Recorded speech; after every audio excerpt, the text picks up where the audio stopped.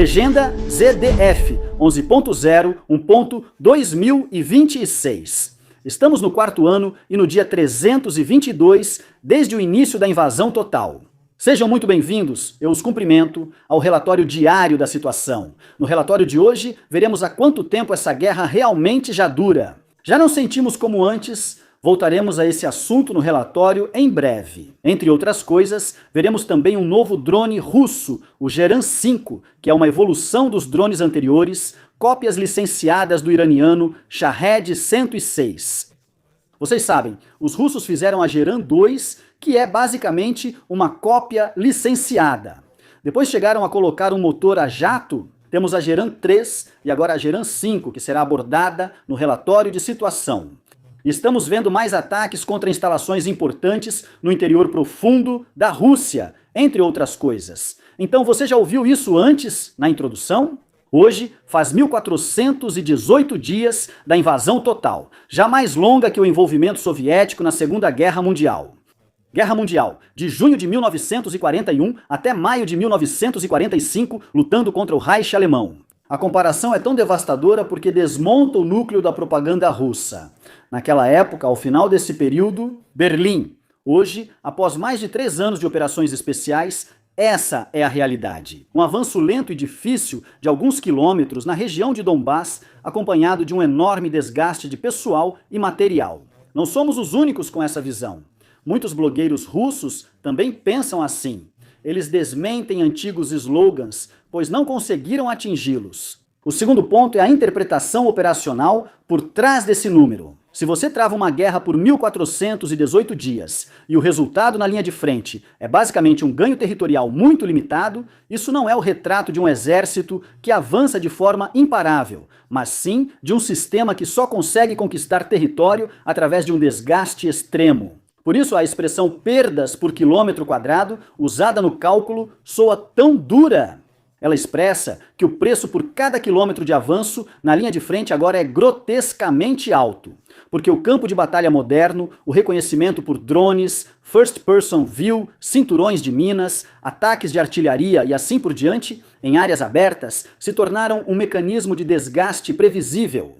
É realmente impressionante como essa guerra já dura tanto tempo. De Donetsk até Pokrovsk, e eu calculo especificamente de Donetsk até Pokrovsk, já que essa guerra na verdade já dura mais de 10 anos. E a cidade de Donetsk foi amplamente controlada por tropas pró-russas. Por isso, de Donetsk até Pokrovsk eram cerca de 60 quilômetros, com 1,2 milhões de baixas.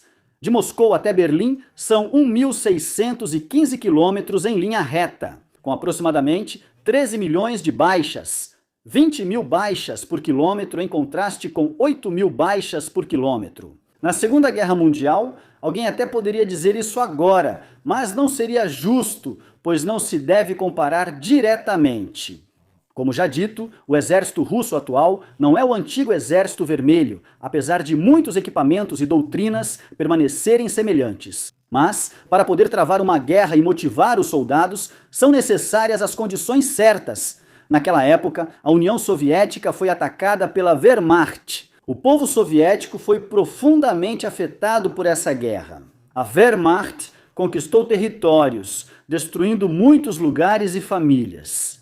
Ao ser atacado, a resistência e a vontade de reagir ou vencer o inimigo são bem maiores do que ao invadir sem saber o motivo. Por que vemos isso nesta guerra? A maioria dos soldados russos nem está realmente nela. Porque eles acham os objetivos de guerra russos, que o Kremlin determinou e ainda não conseguiu alcançar, incrivelmente importantes e motivadores. Mas sim, porque eles foram prometidos pagamentos extremamente altos. A motivação deles seria muito mais sobreviver o máximo de tempo possível. E talvez nem sequer serem enviados para a linha de frente, para ao menos receberem os primeiros pagamentos, como vemos também nesses soldados russos aqui. Você realmente acha que algum deles está lá porque acredita tanto nos valores e objetivos de guerra russos a ponto de arriscar a vida por eles? Ou será que um pagamento extra parece mais lucrativo? Acho que você pode responder. Soldados russos conseguiram avançar em Vovchansk e voltar a avançar para o sul, porque na altura do Alfinete Azul, a artilharia 57 A brigada começou a bombardear posições russas. Assim, eles poderiam chegar pelo menos até lá. Também vemos isso no Alfinete Verde, próximo às Dátias, onde a artilharia da 57ª Brigada pôde atuar. Por isso, há um deslocamento mais ao sul e uma divisão da cidade. Isso tornará muito mais difícil para os ucranianos reunificarem as unidades separadas. A inteligência militar ucraniana relata o uso inédito do drone russo Geran 5 contra a Ucrânia e divulga imagens dos destroços. Segundo Gore, esses novos drones são bem maiores que os antigos Geran, medindo cerca de 6 metros de comprimento e 5 de envergadura. E ela também carrega uma ogiva de cerca de 90 quilos, com um alcance declarado de aproximadamente 1.000 quilômetros. Destacam-se o sistema de navegação por satélite Cometa, de 12 canais, rastreador Raspberry, modems 3G/4G e motor a jato Telefly. Semelhante ao da Geran 3, mas com maior empuxo. O GOR destaca uma clara semelhança construtiva com o drone iraniano Kara e menciona 2 possíveis próximos passos. Lançamento a partir de aeronaves como um Su-25 para alterar o alcance e o perfil, além de baratear o uso. E até mesmo a opção de equipar futuramente o Geran 5 com mísseis Arar-R-73 para ameaçar aeronaves ucranianas.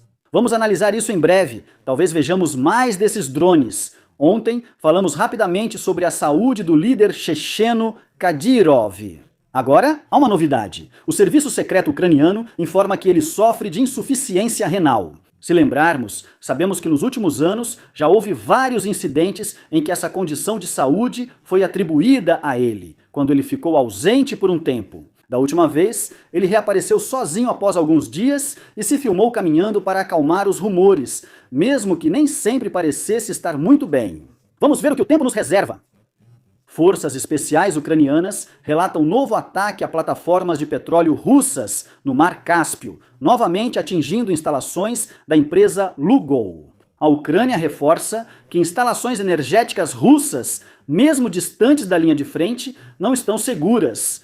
O impacto desses ataques não está apenas no dano direto, mas também nos custos subsequentes. Aumento das paralisações operacionais, medidas de segurança mais complexas, custos mais altos de seguro e logística, além de uma pressão crescente sobre as cadeias de energia e exportação da Rússia. Também é fundamental o acordo com Estados Unidos da América e Rússia para novos investimentos nesse tipo de infraestrutura. Isso pode se tornar menos lucrativo para os americanos ou investidores, ao verem que essas plataformas têm sido frequentemente atacadas. Ao mesmo tempo, a Rússia é forçada a estender ainda mais suas forças de defesa antiaérea e de proteção, ou seja, a deslocar recursos para áreas que antes eram consideradas de retaguarda. Vale lembrar que esse ataque mostra que o anterior não teve sucesso total, já que essas plataformas foram atacadas semanas atrás. Segundo o Defense Express, os primeiros protótipos do novo sistema de defesa aérea americano Tempest foram enviados à Ucrânia. Até agora, isso não é entrega oficial, apenas notícia da mídia. Tempest, fabricado pela V2X, é um sistema de defesa antiaérea muito móvel, projetado para versões em veículos, reboques ou trailers. Ou seja, pode ser usado no modo atirar e fugir antecipadamente ou como base, respectivamente. Proteção estática de aeródromos em operações centrais. Foi apresentado um protótipo com suíte de radar, aquisição de alvos e integração de movimento, visando ser mais barato que sistemas clássicos, de rápida implantação e projetado para o estresse contínuo de enxames de drones. Pessoalmente, não sou fã disso, mas vejo a versão em reboque como um dos melhores sistemas, mesmo que, no geral, eu não ache tão bom. Isso porque, para mim, parece ser de rápida implantação, mas tem pouco impacto em um ataque de drones, principalmente se houver um ataque de enxame maior. Vejo que poucos desses sistemas isolados não seriam capazes de combater isso de forma adequada. Mesmo assim, é claro que não se deve contar apenas com um único sistema, mas sim que eles trabalham em conjunto com outros para poder atuar de forma mais abrangente. Agradeço aos assinantes, membros do canal e equipe do Algoritmo. Obrigado especial ao Tenente Coronel Hennecke, Robert Ziller, Dietrich, Fred e Meyerhofer. Inscreva-se, curta, comente e até o próximo relatório.